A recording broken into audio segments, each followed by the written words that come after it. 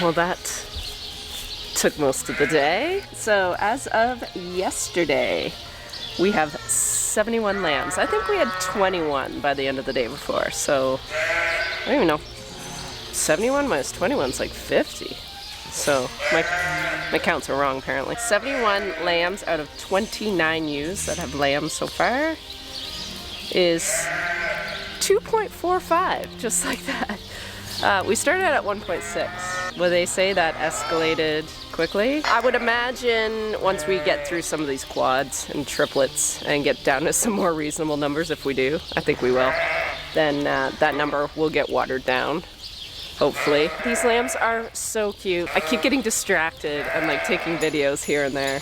'Tis the season. What do you got there? Good job, Mama. Good job. Okay, Mama just had a single. She didn't have another lamb, so.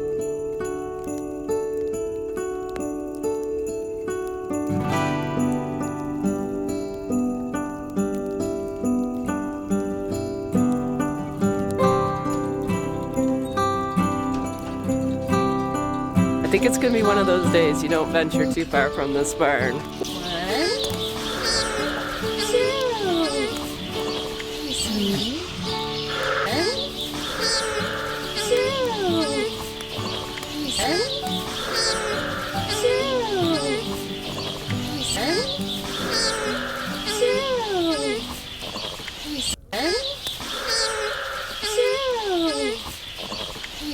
So what did you hear the baby lamb saying? Newborn baby lambs do not say ba. That was SandiBrock, a Canadian shepherdess from Ontario. Welcome to my favorite things, the Creators Edition for 2023. And after that freakishly long introduction at 2 minutes and 30 seconds, freakishly long for me anyway, I'd like to tell you a little bit about this episode. I used to, for New Year's Eve, do an episode called Raid the Subs, where I went to my subscribers' channels to see what they were up to and introduce you to those who have their subscription lists public, which means I can see who my subscribers are. If your subscriptions are set to private, I can't see them. So every New Year's Eve, I would go to my subscribers list and pick a few, usually 3 or 4, sometimes more, and introduce you to each other. That episode never did very well, and I stopped doing it after, 2 or 3 years in 2021. But I'm reviving that by introducing you to some of the channels that I'm subscribed to, because you never really get to know much about me. I'm always talking about other people and demonstrating craft and DIY things. An honorable mention is Old Reading Farm, who used to be the featured channel every year in Raid the Subs. Old Reading Farm is run by John and Catherine, and they live in Reading, Connecticut.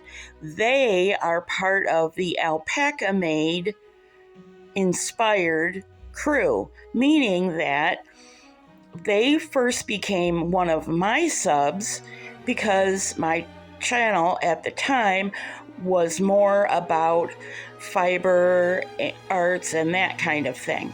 And they became my sub because they raise alpacas. Go visit Old Reading Farm and tell John and Catherine we said hi. So in this episode, you get to find out what I think is interesting or entertaining, good to watch, good YouTube content.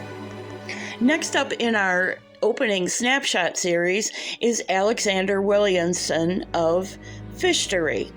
Alex was featured in a previous show, and if you haven't seen last Thursday's show, I'm not going to tell you too much about why he was featured, But what I do want you to know about Alex is that Alex is a very educated man. He's a very kind and generous man when it comes to how he treats his subs. And I appreciate both his vast knowledge on the freshwater aquarium hobby as well as some other things that he is known for. One of those is that he's a fabulous graphic artist and his kindness and generosity to his audience. He is, I think, along with SandiBrock, an example of how you treat your audience. These are all larger channels than mine by leaps and bounds, but they are really good examples of good YouTube content. Next up, for all my DIYers and paper crafters, it is LeCafeCraft. But let's let Patricia speak for herself. Bienvenue to LeCafeCraft. Guys, I am back from France, and I have some French loot for you to discover. But before anything, we're celebrating 10,000 subscribers, so it's a major giveaway. Hold your horses, paper crafters. That giveaway was 3 months ago, and we want to say congratulations to LeCafeCraft, Madam Patricia, for 10,000 subscribers. It is well earned. Madam Patricia, or Patricia as we know her, is probably one of the funniest creators on all of YouTube. Yes, she has a French accent, but she's an American. She moved here 30 or 40 years ago, I think, and her children surprised her with a trip to France so that she could go and collect all kinds of loot, as she has put it, from France. Old French books, ledger paper, everything that paper crafters love, junk journalers especially, and it's all in French. If you remember back to our opening snapshots, there was a hint at a mystery channel. Without further ado, let's go back to France.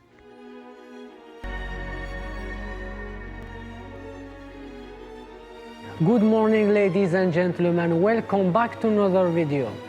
It is week 5. It's the second day of the grand organ rebuild. We have all those tricky middle pipes to put in the mix, which we've sussed the formula, so we're going to get them on. And then we've got an exciting development happening over in the kitchen, which I think you're going to enjoy. So keep watching. Let's crack on. You were introduced to this project by Nick Moon of the Moons channel and one of the crew of the Pethericks, Giannis, a fan favorite. I cannot leave out my musician friends, and if you are a musician or if you just love music, in France, the Pethericks channel is restoring an old organ that was donated to them in, I think, mid-November. I think since Thanksgiving, I've been watching this project, and it is fascinating. I should tell you that nobody restoring this project is an organ specialist or an organ professional. The organ was gifted to them from the Chapel of St. John's in Norwich, England. They tore it all apart. Tearing it maybe is an aggressive word. They disassembled it, packed it up, brought it to France to reinstall it, and it is the featured piece in the convent's old chapel.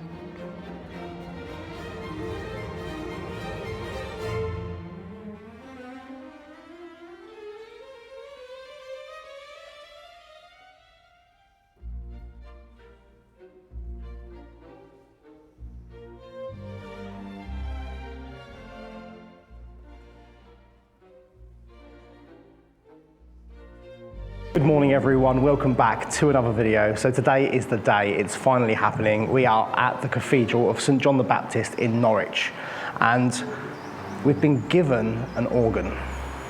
A historic 18th century organ which has been rebuilt and over the centuries, and I don't know what else to say. Let's go.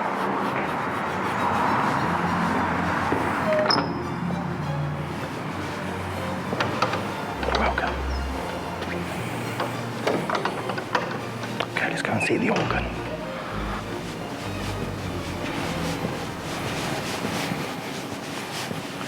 So we've got to be quiet in the cathedral because it's a place of worship, so we've got to be respectful. This is the organ. I don't know what else to say. Let's just crack on.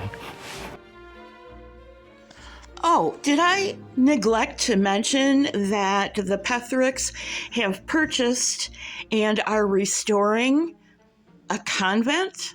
One of the things that makes YouTubers' content competitive with major media is that a lot of it has to do with storytelling. Now, none of us are professional filmmakers, and we don't have sound stages, or a lot of us don't have any kind of soundboard or fancy equipment. However, somehow we've learned to tell a story that our audience wants to hear, and the Pethericks are a cut above because they employ very carefully crafted cinematic shots, beautiful music, and a storytelling style that has borrowed from the literary world. It's, in a nutshell, it's a story within a story. And so their playlists, while right now in a linear fashion, like through time, are telling the story of restoring a convent, within that story is the separate playlist or the story of this organ. And bonus, there's a third story in the story of this organ. But for that, you'll have to go subscribe to the Pethericks and watch their organ restoration series. It's well worth your time. One of our presenters at the opening of the segment on the Pethericks and the organ restoration project was Nick Moon, and here he is with one of his children. I've not been to the Moon's channel but a couple of times, but what I can tell you about their channel is they're also British expats living in France, and their channel talks a lot about their pet project, the rehoming and retirement of elite racehorses. So if you are a horse lover, there's plenty there for you too. Let's get a second cup of coffee or a warm cup of tea and sit by the fire, and I'll tell you why these creators made the cut for 2023. SandiBrock, the shepherdess from Ontario, Canada, is a channel that I have been following at least since 2020 when everything went sideways. Her compassionate, empathetic care for her animals exemplifies everything we want to believe farming is about. And Sandy has, over time, developed a side industry for her wool. She's primarily a meat farmer, but she has, at the request of her subscribers, developed a line of products that includes yarn from her sheep, as well as other sheep fiber-based products. Like right now, she has an advent calendar where you can learn with very small projects how to felt wool.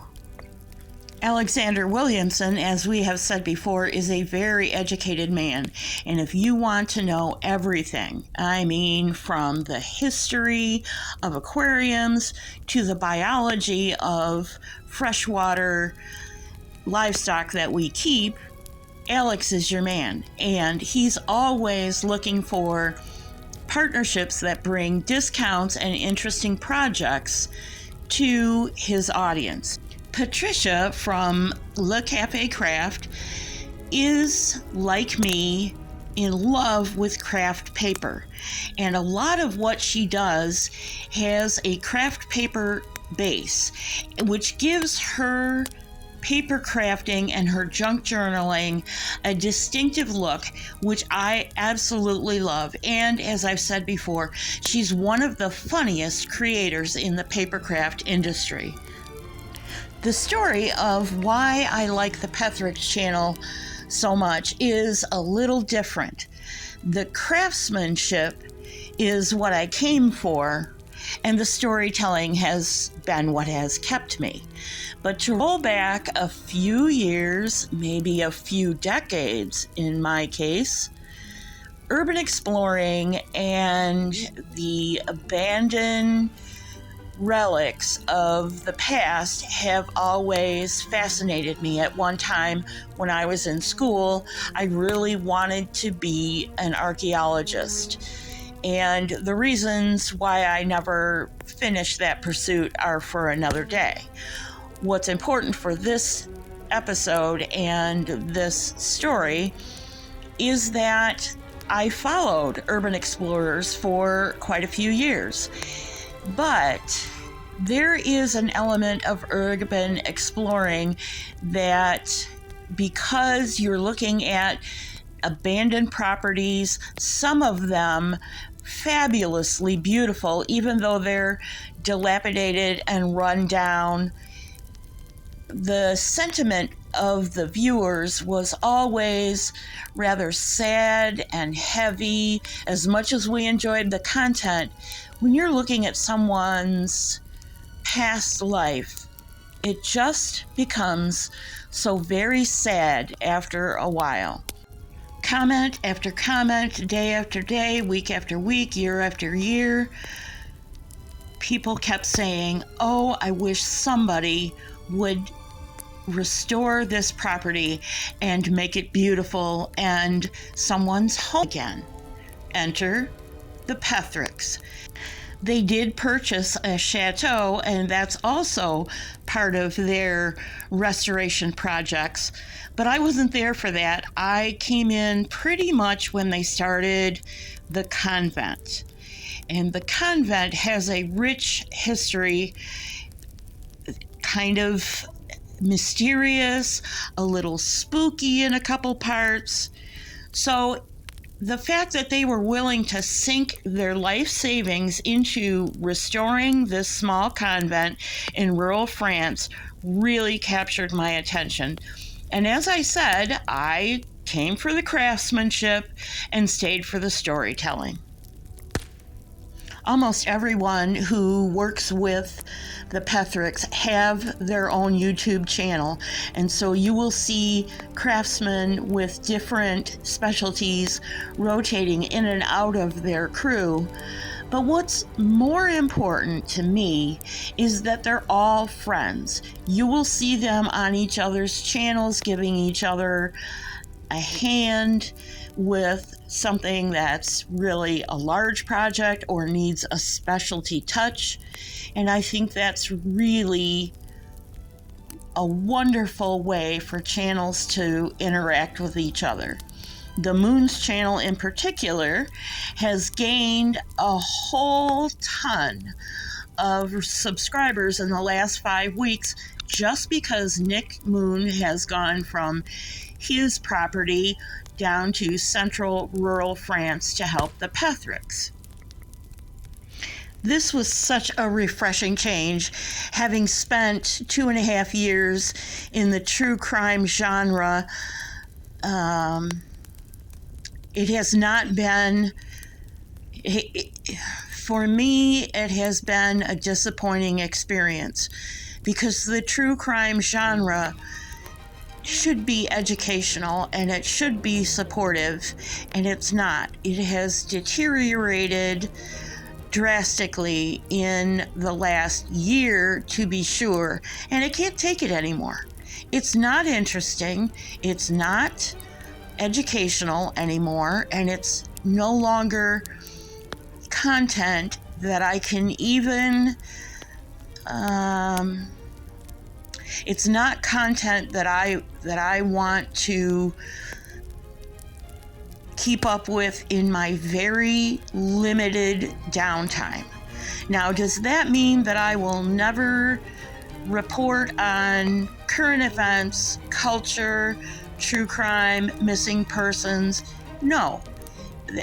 I will still continue to provide that kind of content because that audience has built this channel, well, not built this channel, but doubled the subscribers for this channel.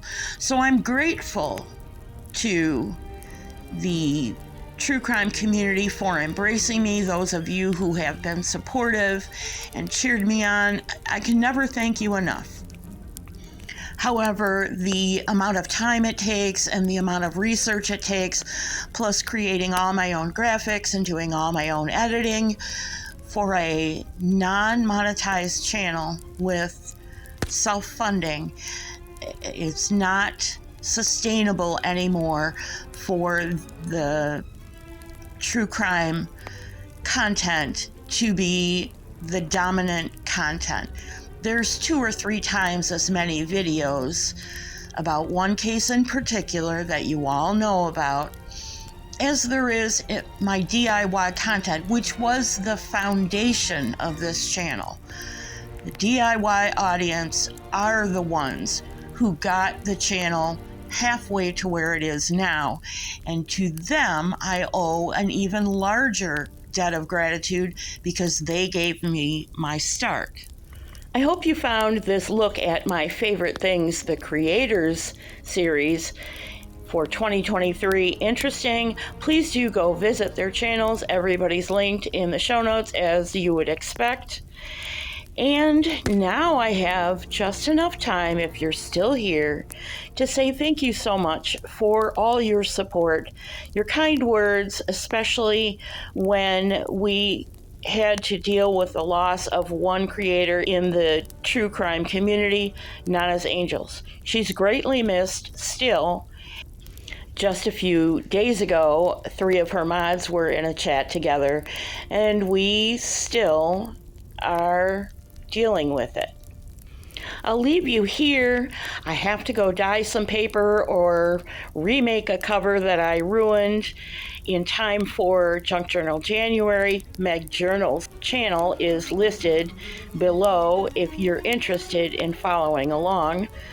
God bless you. Have a great new year. And of course, I will see you real soon.